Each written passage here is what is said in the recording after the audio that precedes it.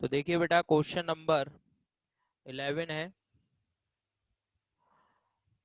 Show that mod a into vector b plus mod b into vector A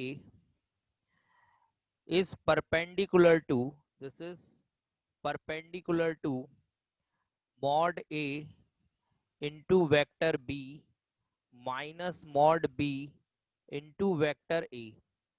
prove करना है कि ये दोनों वेक्टर आपस में परपेंडिकुलर है बेटा। तो हमने आपको कंडीशन बताई थी, if two vectors are perpendicular then dot product of these two vector will be zero, है ना। अगर ए और बी परपेंडिकुलर है तो उनका डॉट प्रोडक्ट जीरो होगा, ये कंडीशन थी बेटा। If a perpendicular to b then dot product of a and b will be zero, a dot b is equal to zero, ये कंडीशन होती है बेटा, ठीक है ना। तो अब इस कंडीशन के अकॉर्डिंग हमें इन दोनों का डॉट प्रोडक्ट करना होगा। अगर ये डॉट प्रोडक्ट जीरो आता है तो ये दोनों वेक्टर्स परपेंडिकुलर है, जो कि हमें शो करना है, ठीक है। तो डॉट प्रोडक्ट करते हैं बेटा इन दोनों का। तो देखिए ध्यान से, तो सबसे पहले मॉड ए इंटू बी का मल्टीप्लाई करेंगे मॉड ए इंटू बी में, ठीक है ना। तो ये हो जाएगा मॉड ए का स्क्वायर, मॉड ए का square and b dot b, b dot b, ये दोनों वेक्टर्स हैं तो इनका डॉट प्रोडक्ट होगा। और मॉड ए का मॉड ए में मल्टीप्लाई होगा तो मॉड ए का स्क्वायर हो जाएगा, और बी का बी में होगा तो वेक्टर बी का वेक्टर बी में डॉट प्रोडक्ट कराएंगे तो बी डॉट बी हो जाएगा, ठीक है। इसी तरह से अगर डायरेक्ट करना चाहें तो देखिए यहाँ प्लस है यहाँ माइनस, तो ए प्लस बी ए माइनस बी का फॉर्मूला अप्लाई करके मॉड बी का मॉड बी में करेंगे तो मॉड बी का स्क्वायर हो जाएगा बेटा, मॉड बी का स्क्वायर, ठीक है। एंड इसके बाद फिर ये हो जाएगा ए डॉट ए, ठीक है, ए डॉट ए। और ये हमने कल बताया था आपको कि ए डॉट ए अगर लिखा हो कहीं पर तो ए डॉट ए को हम मॉड ए का स्क्वायर ही लिखते हैं। ए डॉट ए को क्या लिखते हैं बेटा, मॉड ए का स्क्वायर। तो जैसे ए डॉट ए को मॉड ए का स्क्वायर लिखते हैं, वैसे बी डॉट बी को क्या लिखेंगे, मॉड बी का स्क्वायर।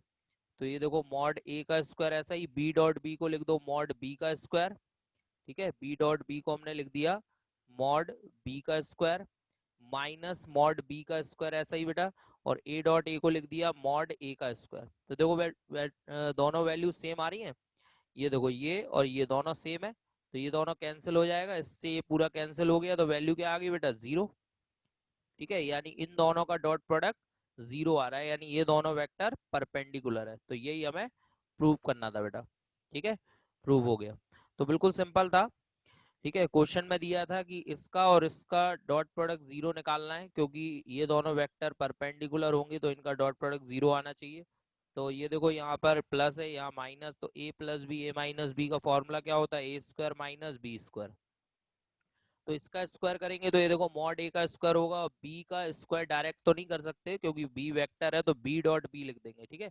ऐसे ही माइनस इसका स्क्वायर करेंगे तो मॉड बी का स्क्वायर, और ए वेक्टर है तो उसे लिखेंगे ए डॉट ए। अच्छा, ये रूल हम जानते हैं यहाँ पर कि a डॉट ए की वैल्यू मॉड ए का स्क्वायर होता है, तो यहाँ से a डॉट ए को मॉड ए का स्क्वायर लिख दिया और b डॉट बी को मॉड बी का स्क्वायर, दोनों सेम है, कैंसिल होगा, क्या आ गया, जीरो, ठीक है। चलिए अब इसके बाद नेक्स्ट क्वेश्चन देखते हैं, क्वेश्चन नंबर 12। क्वेश्चन नंबर 12 देखो बेटा, ये गिवन है कि if a dot A is equal to zero, अगर a डॉट ए जीरो है and a dot B is equal to zero और a डॉट बी भी जीरो है, ठीक है, ये हमें गिवन है, clear. Then what can we conclude about the vector B, तब वेक्टर बी के बारे में क्या कह सकते हैं वो हमें बताना है। तो ध्यान से देखो, अगर a डॉट ए जीरो है, a डॉट ए जीरो होने का मतलब क्या है कि मॉड a का स्क्वायर जीरो हो गया बेटा, क्योंकि a डॉट ए की वैल्यू मॉड a का स्क्वायर होती है, इसका मतलब मॉड a जीरो हो गया। और मॉड a जीरो, किसी भी वेक्टर का अगर मैग्नीट्यूड जीरो है तो वो जीरो वेक्टर होगा बेटा, क्या होगा, जीरो वेक्टर।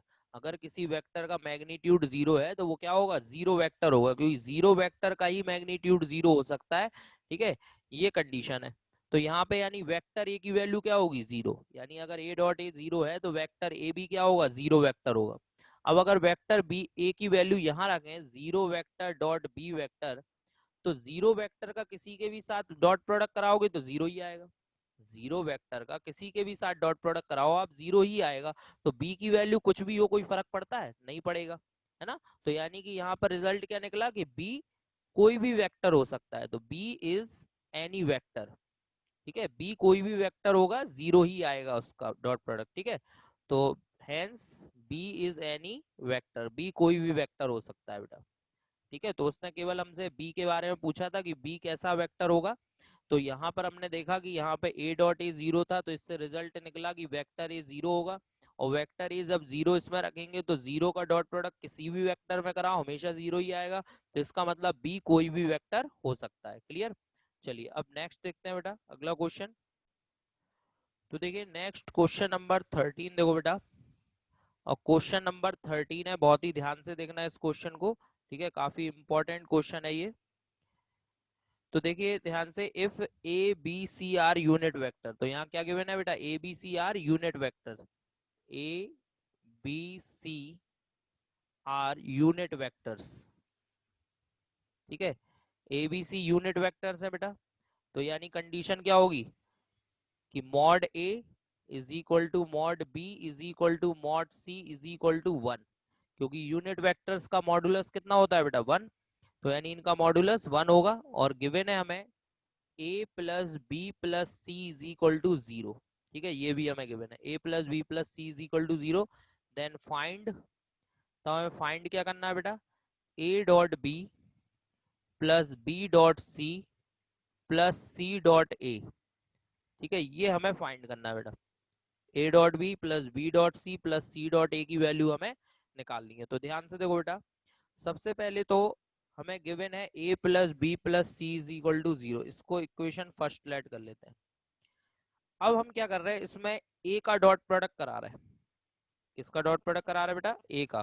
तो डॉट प्रोडक्ट बाय ए, डॉट प्रोडक्ट बाय ए, ठीक है। ए से डॉट प्रोडक्ट कराया यहाँ पर, तो ये हो जाएगा A dot A, A dot A plus A dot B plus A dot C.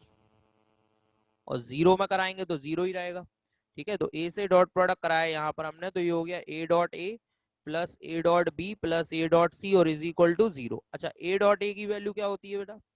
Mod a का स्क्वायर, अभी बताई थी हमने। ए डॉट ए की वैल्यू मॉड ए का स्क्वायर, बाकी ए डॉट बी ऐसा ही रहने दो।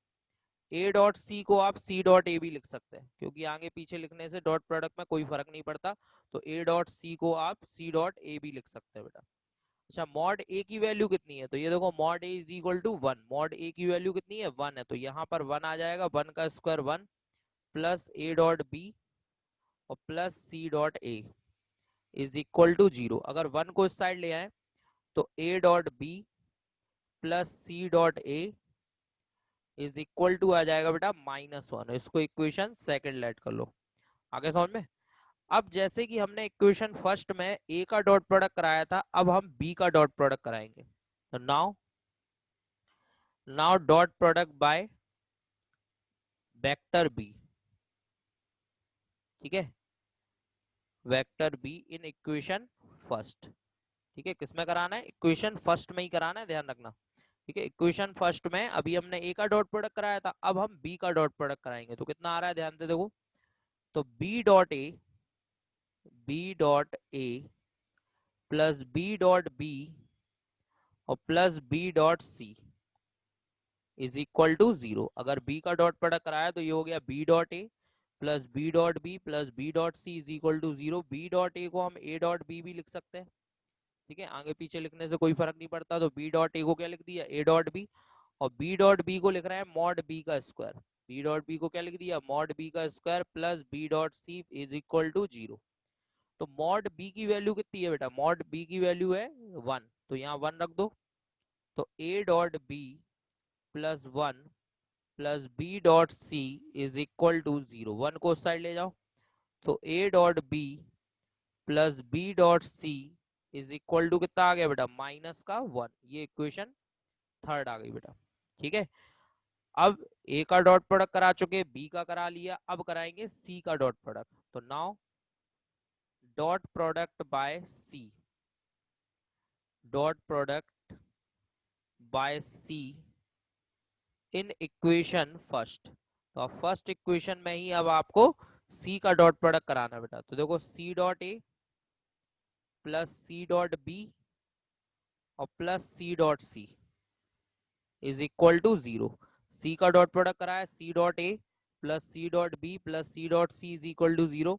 सी डॉट ए तो ऐसा ही रहने दो बेटा, सी डॉट बी को लिख सकते हैं B dot C, C dot B को क्या लिख सकते हैं बी डॉट सी, और सी डॉट सी को मॉड सी का स्क्वायर, है ना, सी डॉट सी को मॉड सी का स्क्वायर, और मॉड सी की वैल्यू कितनी है बेटा वन, तो वन रख दो यहाँ पर।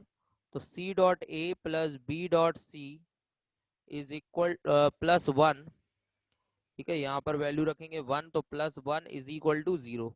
वन को उस साइड ले जाओ, so C dot A plus B dot C is equal to minus one, and that is equation number third. ठीक है, थर्ड तो हो गई थी, फोर्थ हो गई इक्वेशन नंबर फोर। ठीक है बेटा, अब हम क्या करेंगे, इन तीनों इक्वेशंस को ऐड कर देंगे, इक्वेशन सेकंड, इक्वेशन थर्ड और इक्वेशन फोर्थ, इन तीनों इक्वेशंस को ऐड कर दो। ठीक है, तो now from from equation second plus equation third plus equation four, ठीक है, तीनों इक्वेशंस को ऐड कर दे बेटा। तो ध्यान से देखिए, ये देखिए तीनों को ऐड करेंगे, ए डॉट बी दो बार है बेटा, सी डॉट ए दो बार है, बी डॉट सी दो बार है। ठीक है, तो ये हो जाएगा two two A dot B plus B dot C plus C dot A. आया समझ में? जब तीनों को ऐड करेंगे तो ए डॉट बी दो बार है तो two A dot B dot C दो बार है तो टू बी डॉट सी, और सी डॉट ए दो बार है तो two C dot A, two आ गया कॉमन। और राइट हैंड साइड में देखो क्या आ रहा है, राइट हैंड साइड में तीनों में माइनस वन है, ऐड हो गया माइनस वन, तो माइनस थ्री, टू से डिवाइड कर दो बेटा, तो A dot B plus B dot C plus C dot A is equal to आ गया बेटा माइनस थ्री अपॉन टू। और यही हमें फाइंड करना था, A dot B plus B dot C plus C dot A की वैल्यू निकालनी थी, जो कि कितनी आ रही है माइनस के थ्री अपॉन टू। ठीक है बेटा, क्लियर। चलिए नेक्स्ट क्वेश्चन देखते हैं अब है क्वेश्चन नंबर 14। ठीक है, तो ये बिल्कुल इजी है, इसमें गिवन है इफ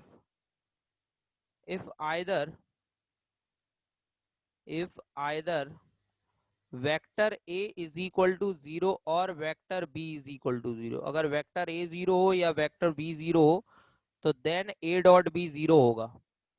तो ए डॉट बी क्या होगा जीरो, सही बात है, अगर ए जीरो होगा या बी जीरो होगा, दोनों में से कोई भी एक वेक्टर जीरो हो जाए तो ए डॉट बी जीरो हो जाएगा। But converse need not be true, लेकिन इसका उल्टा हमेशा सही नहीं होगा। क्यों नहीं होगा, देखो जरा, अगर ए डॉट बी जीरो है ना, अगर ए डॉट बी जीरो है तो that implies A and B may be perpendicular. आ रही बात समझ में? तब ए और बी क्या हो सकते हैं, परपेंडिकुलर हो सकते हैं, है ना, may be perpendicular if A does not equals to zero और B does not equals to zero. अगर ए और बी दोनों में से कोई भी जीरो नहीं है तब भी ए और बी अगर परपेंडिकुलर हुए तब भी इनका डॉट प्रोडक्ट जीरो होगा। बात समझ में आ रही है? तो इससे प्रूव हो गया कि इसका कन्वर्स ट्रू नहीं है, यानी ए डॉट बी जीरो है तो जरूरी नहीं है कि ए जीरो हो या बी जीरो हो, ए और बी परपेंडिकुलर भी हो सकते हैं, अगर ए और बी परपेंडिकुलर है तब भी उनका डॉट प्रोडक्ट जीरो होता है। वो कह रहा है इसको एक एग्जांपल दो, तो एग्जांपल बिल्कुल सिंपल है बेटा, I cap dot J cap zero होता है क्या, आई जीरो है नहीं है, क्या जे जीरो है नहीं है, दोनों नॉन जीरो है लेकिन फिर भी उनका डॉट प्रोडक्ट क्या आ रहा है जीरो, क्योंकि आई और जे परपेंडिकुलर होते हैं, है ना। जे डॉट के ये भी जीरो होगा, इन दोनों में भी कोई भी जीरो नहीं है लेकिन फिर भी इनका डॉट प्रोडक्ट जीरो है। के डॉट आई भी जीरो होगा।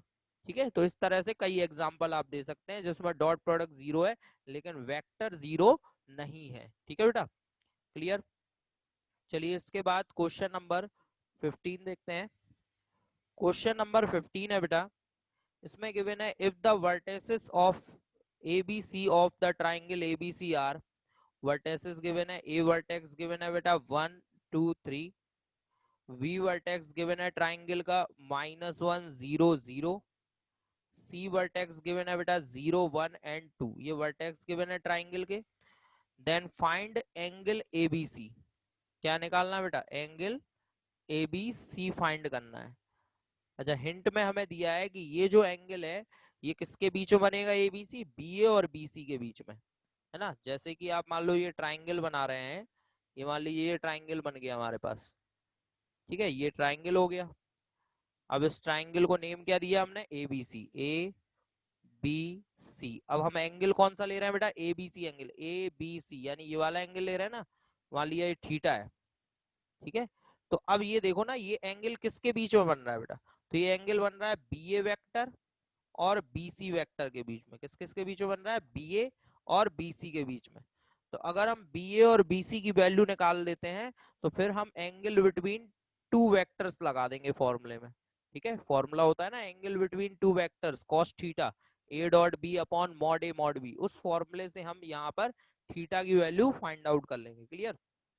तो पहले आप बी ए और बी सी निकालो। तो बी ए कैसे निकलेगा बेटा, सबसे पहले इनको आप चेंज कर लो वेक्टर्स में, ठीक है। तो ओ ए का पोजीशन वेक्टर क्या आएगा, आई प्लस 2j प्लस 3k। फिर ओ बी का पोजीशन वेक्टर निकालो, क्या आएगा, बी का पोजीशन वेक्टर माइनस आई, बाकी सब जीरो है। फिर ओ सी का पोजीशन वेक्टर निकालो बेटा, पहला जीरो है, फिर जे और प्लस 2k, ठीक है, आई वाला जीरो हो गया, फिर जे और प्लस 2k, ठीक है, ये आ गया। अब निकालना है आपको बी ए वेक्टर, बी ए वेक्टर, ठीक है।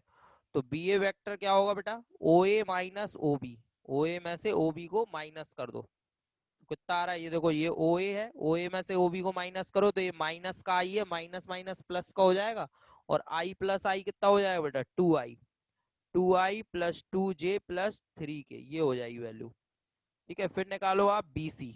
तो बी सी क्या लिखोगे, बी सी लिखेंगे हम ओ सी माइनस ओ बी। अब ओ सी में से ओ बी को माइनस कर दो बेटा, तो ये तो ऐसे ही रहेगा, ये प्लस का हो जाएगा आई, तो कितना हो जाएगा, आई प्लस जे, प्लस में जे और प्लस में 2k, ये BC की वैल्यू आ गई। अब हम एक काम करते हैं, इसको वेक्टर A लेट कर लेते हैं बेटा और इसको वेक्टर B लेट कर लेते हैं। अब एंगल बिटवीन टू वेक्टर्स क्या होता है फॉर्मूला बेटा, angle between to vector cos theta A dot B upon mod A mod B, है ना, ये होता है फॉर्मूला। तो बस ये फॉर्मूला अप्लाई कर दो अब यहाँ पर। तो कितना होगा बेटा, cos theta is equal to A dot B, इसको A लेट किया इसको B, तो A डॉट B कितना हो जाएगा बेटा, 2i plus 2j plus 3k dot B कितना है, आई प्लस जे प्लस 2k, और अपॉन में मॉड ए मॉड बी। तो मॉड ए निकालो बेटा अंडर रूट में, आई का कोफिशिएंट 2 2 का स्क्वायर, जे का कोफिशिएंट 2 2 का स्क्वायर और के का कोफिशिएंट 3 3 का स्क्वायर। फिर यहाँ पर भी मॉड में अंडर रूट में आई का कोफिशिएंट 1 1 का स्क्वायर, जे का कोफिशिएंट 1 1 का स्क्वायर, के का कोफिशिएंट 2 2 का स्क्वायर। क्लियर बेटा, ठीक है बेटा। अब इनका डॉट प्रोडक्ट कराएं हम लोग। तो डॉट प्रोडक्ट कितना होगा, आई का आई में डॉट प्रोडक्ट कराएंगे 2 1 जा 2, जे का जे में कराएंगे 2 1 जा 2 और के का के में कराएंगे 3 2 जा 6, अपॉन में अंडर रूट में देखो कितना आ रहा है, 2 का स्क्वायर 4, 2 का स्क्वायर 4 और 3 का स्क्वायर 9, ठीक है ना। तो 4 प्लस 4 8 हो गया बेटा, और उसमें 9 और ऐड कर दो तो अंडर रूट में 17 आ गया इस तरफ। ये देखो 1 का स्क्वायर 1, 1 का स्क्वायर 1 और 2 का स्क्वायर 4, तो ये कितना आ रहा है, 6 आ गया। ये ऊपर ऐड कर देंगे तो cos theta is equal to ये कितना हो गया बेटा 10, ऊपर ऐड करके 10 आ गया, और अंडर रूट में कितना है, अंडर रूट में 17 इंटू 6, ठीक है, इनका मल्टीप्लाई कर लो 17 का और 6 का, तो कितना आ जाएगा बेटा, 17 का 6 में मल्टीप्लाई करेंगे तो 102 हो जाएगा बेटा, ठीक है। बस थीटा इज इक्वल टू क्या लिखेंगे, theta is equal to cos inverse 10 upon under root 102, ये आंसर हो गया, ठीक है बेटा। तो बिल्कुल सिंपल था, सबसे पहले हमें यहाँ पर थीटा फाइंड आउट करना था यानी एंगल एबीसी निकालना था। तो हमने यहाँ पर देखा कि एंगल एबीसी किन दो साइड्स के बीच में बन रहा है, तो हमने देखा बीए और BC, ठीक है, BA और BC ये दो साइड्स हैं, इनके बीच में ये एंगल बन रहा है ABC, ठीक है।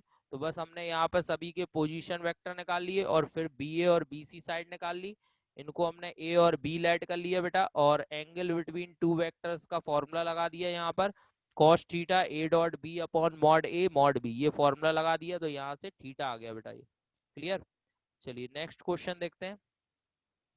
Next question number 16, question number 16 है बेटा, show that the points, 3 point given है 1 2 7, बी पॉइंट गिवन है बेटा 2 6 3 एंड सी पॉइंट गिवन है 3 10 एंड -1।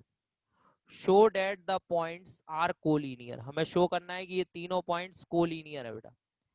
तो तीनों पॉइंट्स कोलिनियर कब होंगे बेटा, ठीक है। तो कंडीशन देखिए, अगर हम ए बी और बी सी के बीच का एंगल निकालें, ठीक है, वेक्टर ए बी का एंगल निकालें, ए बी और बी सी के बीच का एंगल निकालें, ठीक है, तो वो जीरो आना चाहिए, उनका एंगल कितना आना चाहिए, जीरो। तो इसका मतलब तीनों पॉइंट एक ही लाइन में है भाई, 3 पॉइंट एक लाइन में है, तो अगर हम ए बी और बी सी के बीच का एंगल निकालें जीरो आएगा। देखो ए बी, ये ए बी हो गया, ये बी सी हो गया, ये ए बी और ये बी सी, तो अगर इनका एंगल निकाले तो क्या आना चाहिए, 0 डिग्री, क्योंकि ये तीनों एक ही लाइन में है ना। तो पहले ए बी फाइंड करो, तो ओ ए कितना है बेटा, ओ ए होगा आई प्लस 2J प्लस 7K, ठीक है। ओ बी कितना होगा, बी का पोजीशन वेक्टर बताओ, तो 2I plus 6J plus 3K, ठीक है। एंड ओ सी कितना होगा बेटा, सी का position vector 3I plus 10J minus के, ठीक है, ये आ गए। अब आपको निकालना क्या है, A B and B C, A B और बी सी निकालना है आपको। तो ए बी क्या होता है बेटा, O B minus O A B क्या होगा, ओ बी माइनस ओ ए, और बी सी क्या होगा, O C minus O B, B C होगा O C minus O B. तो यहाँ वैल्यू रख दो बेटा, तो ये ए बी और बी सी आ जाएंगे। जब ए बी और बी सी आ जाए तो इन्हें आप वेक्टर ए और वेक्टर बी लेट कर लें, ठीक है, इसे क्या मान लें, वेक्टर ए और इसे वेक्टर बी। फिर फॉर्मूला लगाना cos theta A dot B upon mod A mod B, ठीक है, ये फॉर्मूला अप्लाई करना, ठीक है। तो थीटा क्या आ जाएगा बेटा, 0, क्योंकि cos थीटा 1 आएगा, तो थीटा यहाँ पर 0 आ जाएगा, ठीक है। तो इससे प्रूफ हो जाएगा ये तीनों पॉइंट जो हैं वो कोलिनियर हैं, ठीक है, यानी एक ही लाइन में है, क्योंकि ए बी और बी सी के बीच का एंगल 0 आ रहा है बेटा, ठीक है। तो ये आप लोग प्रूफ करना है यहाँ पे, ठीक है, ये होमवर्क में नोट कर लीजिए, क्लियर। चलिए नेक्स्ट क्वेश्चन देखते हैं। क्वेश्चन नंबर 17 गिवन है बेटा, इसमें वेक्टर्स गिवन है हमें यहाँ पर, show that the vectors 2I minus J plus के, सेकेंड वेक्टर है बेटा I minus 3J minus 5K, and third vector है बेटा 3I minus 4J and minus 4K। ये 3 वेक्टर्स गिवन है, ठीक है। Form the vertices of right angle triangle, हमें ये प्रूव करना है कि ये जो है राइट एंगल ट्राइंगल के वर्टेक्स बना रहे हैं। तो अगर ये राइट एंगल ट्राइंगल के वर्टेक्स हैं तो इनको हम लेट कर लेते हैं बेटा ओ ए, ठीक है, ये हो गया ओ बी, ये हो गया ओ सी, ठीक है। अब right angle triangle, right angle triangle तो सभी जानते हो, जिसमें एक एंगल 90 का हो, ठीक है ना बेटा, एक एंगल कितने का होना चाहिए, 90 डिग्री का, उसको बोलते हैं हम लोग राइट एंगल ट्राइंगल, ठीक है। तो आप क्या करो, इसकी तीनों साइड्स निकालो बेटा, A B B C C A B B C C A, तीनों साइड्स निकालो, और किन्हीं दो साइड्स, ठीक है, किन्हीं दो साइड्स का डॉट प्रोडक्ट बेटा 0 आएगा, क्योंकि दो साइड परपेंडिकुलर होंगी ना इसकी, कोई दो साइड आपस में कैसी होंगी, परपेंडिकुलर, तो उनका डॉट प्रोडक्ट क्या आना चाहिए, 0 आना चाहिए। तो पहले आप साइड निकालो A B B C and C A, ठीक है, तीनों साइड निकाल लो। तो A B B C C A B निकालो, ए बी क्या होगा बेटा, O B minus O A, O B minus O A, minus करो ओ बी में से ओ ए, तो देखो आई में से 2I माइनस हुआ, माइनस आई, माइनस 3J और माइनस माइनस प्लस J, तो माइनस 2J हो गया। फिर -5 के और -6 के, ये आ गया ए बी। फिर निकालो B C, O C minus O B, O C में से ओ बी को माइनस करो बेटा, 3i में से i माइनस हुआ 2i, ठीक है, -4j और ये प्लस का 3j हो जाएगा, तो 4j में 3j गया तो माइनस का j, -4 के और ये प्लस का 5 के हो जाएगा, तो ये प्लस का k हो गया बेटा। अब ओ सी ए निकालो, ओ A minus O C, O A minus O सी, ओ ए में से ओ सी को माइनस करो, देखो 2i में से 3i माइनस हुआ, तो ये माइनस का आई कैप, माइनस जे और ये प्लस का 4j हो जाएगा, तो माइनस जे प्लस का 4j, तो ये 3j हो गया बेटा। और ये प्लस का के और ये प्लस का 4k हो जाएगा, तो 4 और 1 कितना हो गया 5k। ये आ गया ए बी बी सी सी ए की वैल्यू आ गई बेटा। अब आपको इनका डॉट प्रोडक्ट निकालना है, जैसे पहले ए बी और बी सी का डॉट प्रोडक्ट निकालो, A B dot B C निकालो बेटा। कितना आ रहा है ए बी की value -i -2j -6k, dot B C की वैल्यू 2i -j +k, ठीक है, डॉट प्रोडक्ट करो i का i में, तो माइनस का 2 हो गया, j का j में तो प्लस का 2 हो गया, और k का k में तो -6, तो फाइनली ये वैल्यू आ रही है -6। तो ये जीरो तो नहीं आई बेटा, तो यानी ये दोनों साइड परपेंडिकुलर नहीं है। तब आप निकालो बी सी डॉट सी ए। अब बी सी और सी ए का निकालो बेटा, बी सी डॉट सी ए निकालो। बी सी कितना है बेटा 2i -j+k, और डॉट सी ए कितना है बेटा -i +3j और +5k, ठीक है। अब इन दोनों का डॉट प्रोडक्ट करेंगे यहाँ पर, तो i का i में -2 हो गया, और j का j में -3, और k का k में तो ये कितना हो गया 5, तो वैल्यू क्या आ गई -5 + 5, ठीक है। तो ये दोनों कितना आ गया 0, तो ये 0 आ गया। इसका मतलब क्या हो रहा है कि B C dot C A, यानी बी सी और सी ए आपस में कैसे हैं परपेंडिकुलर है, तो hence B C is perpendicular to C A, यानी ये दोनों साइड अगर परपेंडिकुलर है, कौन कौन सी बी सी और सी ए आपस में परपेंडिकुलर, तो मान लो ये ए हो गया, ये बी हो गया, और ये यहाँ पे सी हो गया, तो बी सी साइड और सी ए साइड ये दोनों साइड आपस में परपेंडिकुलर है। इसका मतलब ये ट्राइंगल कैसा होगा बेटा राइट एंगल ट्राइंगल, ठीक है, जिसमें एक एंगल यहाँ पर 90 है। क्लियर बेटा। चलिए इसके बाद लास्ट क्वेश्चन और रह गया है, ठीक है, एक क्वेश्चन और रह गया है, वो और देखते हैं। क्वेश्चन नंबर 18 देखो, क्वेश्चन नंबर 18 गिवन है बेटा, a is a non-zero vector of magnitude a and lambda a non-zero scalar, then lambda a is unit vector if, तो वो कह रहा है lambda a जो है is unit vector, lambda a unit vector है, इसका मतलब इसका मॉड कितना होगा बेटा 1 होगा। अब इसमें ऑप्शन दिए हुए हैं कुछ, ऑप्शन दिए हैं lambda is equal to 1, B option दिया है यहाँ पर lambda is equal to -1, C option दिया हुआ है यहाँ पर a is equal to mod lambda, a is equal to mod lambda, ठीक है। और इसी तरह से डी ऑप्शन दिया हुआ है बेटा यहाँ पर a इज इक्वल टू 1/मॉड लैम्डा। तो आप समझो इसमें से कौन सा ऑप्शन करेक्ट होगा, तो ध्यान से देखिए, सबसे पहले तो लैम्डा ए यूनिट वेक्टर है, तो यानी इसका मॉडुलस कितना होगा बेटा 1 होगा, ठीक है। लैम्डा ए अगर यूनिट वेक्टर है तो इसका मॉडुलस 1 होगा। इसे ऐसे अलग अलग लिख सकते हैं, mod lambda mod A is equal to 1, ऐसे लिख सकते हैं। इसको नीचे ले जाओ, तो mod lambda is equal to 1/, ये हो गया mod A is equal to 1/मॉड लैम्डा, ठीक है। और मॉड ए की वैल्यू उन्होंने दे रखी है ए, उन्होंने लिखा है कि ए का मैग्नीट्यूड वेक्टर ए का मैग्नीट्यूड ए है, तो ए इज इक्वल टू क्या आ गया 1/मॉड लैम्डा, यानी कौन सा ऑप्शन करेक्ट है बेटा डी ऑप्शन सही है। क्लियर।